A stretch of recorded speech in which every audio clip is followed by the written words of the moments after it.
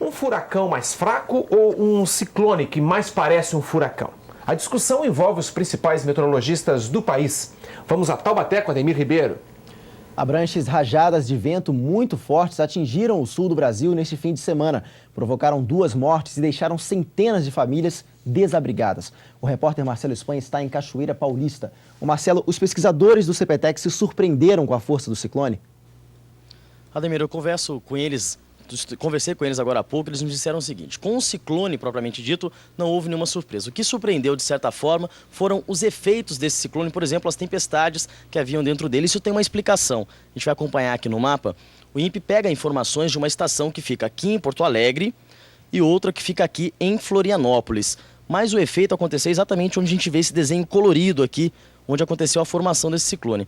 E nesse período aqui é que houve as rajadas de vento que surpreenderam, de certa forma, o INPE também, justamente porque eles não tinham como prever. Eles preveram sim que poderia haver rajadas, mas pela falta de uma estação lá, não poderiam prever a força dessas rajadas. E uma agência dos Estados Unidos classificou o fenômeno como um furacão de nível 1. Os meteorologistas aqui do CPTEC discordam disso. Para eles, foi mesmo um ciclone. Veja a reportagem. Na madrugada de domingo, ventos de mais de 100 km por hora atingiram 40 cidades do Rio Grande do Sul e de Santa Catarina. 2 pessoas morreram, entre elas uma criança. Apesar dos estragos, os pesquisadores do CPTEC em Cachoeira Paulista descartam a possibilidade do fenômeno ter sido um furacão, como anunciou uma agência de meteorologia dos Estados Unidos. Eles reafirmam que se trata de um ciclone. A única forma de formar furacões ou ciclones tropicais é sobre o oceano, com temperaturas do mar superiores a 28 graus. Então, o calor e o vapor de água são o alimento daquele furacão. Neste caso, as águas estão muito frias, estão muito mais frias do que isso, 23, 24 graus. O meteorologista explica que, paralelamente ao ciclone, houve outro fenômeno. Fortes rajadas de vento atingiram o sul do país. Se fosse o ciclone que tivesse provocado todos aqueles ventos, toda a costa norte de Rio Grande do Sul e toda a costa de Santa Catarina deveria ter sido afetado por esses ventos, e esses ventos deveriam ter durado muito mais tempo, horas ou até mais de um dia. Celute diz ainda que a velocidade do ciclone não superou os 45 km por hora e que ele está enfraquecendo e deve se desfazer ainda hoje. Os pesquisadores do CPTEC dizem que a polêmica em torno desse ciclone surgiu porque ele tem aspectos parecidos aos de um furacão, como o olho central, o formato circular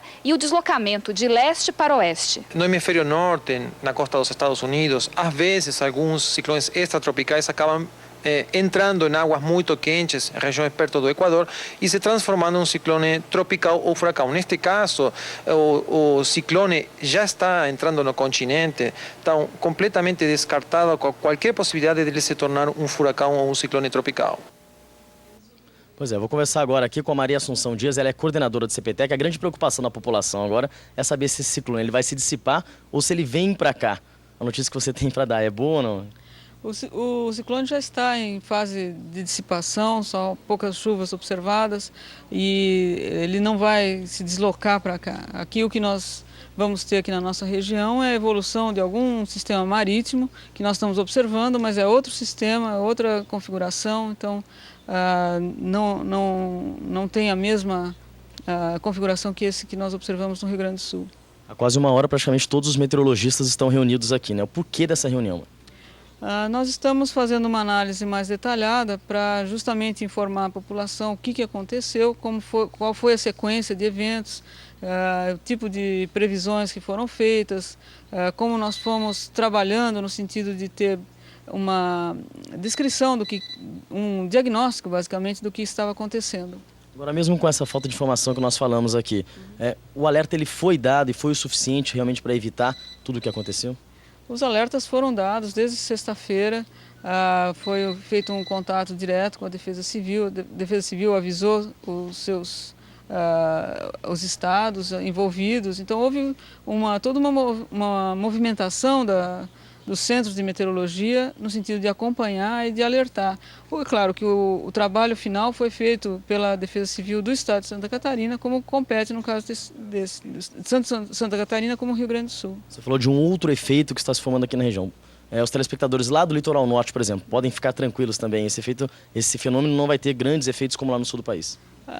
Esse efeito a gente conhece bastante, já são regiões com nuvens que se formam sobre o mar e que provocam agitação marítima. Já aconteceu semana retrasada, vai acontecer de novo, então são eventos que ocorrem com frequência. Eventualmente eles agitam um pouco mais o mar, eventualmente trazem chuvas, mas nós vamos estar monitorando para alertar caso haja qualquer coisa fora do normal. Ok, muito obrigado pelas informações. Agora, 12h20.